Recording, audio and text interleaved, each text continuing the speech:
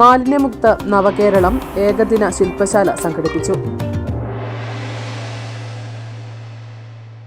പാലിൽ പോഷകഗുണങ്ങളുണ്ട്. മായവും കലർപ്പും ചേരാത്ത പാലിൽ നിന്ന് മാത്രമേ നമുക്ക് ആ പോഷകഗുണങ്ങൾ ലഭിക്കുള്ളൂ. അങ്ങനെ ഒരു പാലുണ്ട്.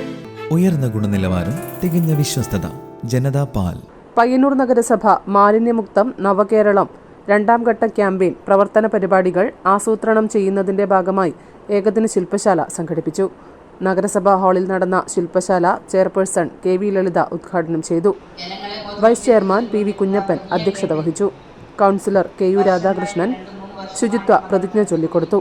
യോഗത്തിൽ മാലിന്യ സംസ്കരണ സംവിധാന ശില്പശാല വിശദീകരണം internal vigilance officer Satheesan K V അവതരിപ്പിച്ചു. നഗരസഭയുടെ നിലവിലെ പ്രവർത്തനങ്ങൾ സെക്രട്ടറി എം കെ ഗിരീഷ് വിശദീകരിച്ചു. മാലിന്യമുക്തം നവകേരളം സമ്പൂർണത, സുസ്ഥിരത, മനോഭാവം എന്നീ വിഷയങ്ങളെ അടിസ്ഥാനമാക്കി ഹരിത കേരള മിഷൻ RP അരുൾ P, മാലിന്യമുക്തം നവകേരളം കോർഡിനേറ്റർ P സുനിൽദത്തൻ എന്നിവർ വിശദീകരിച്ചു.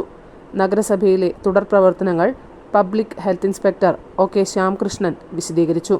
തുടർന്ന് ചർച്ചകളും നടന്നു.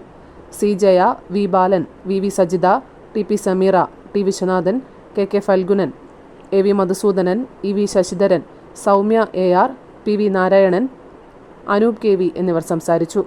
News bureau, Payyanur. പാലിൽ പോഷകഗുണങ്ങളുണ്ട്.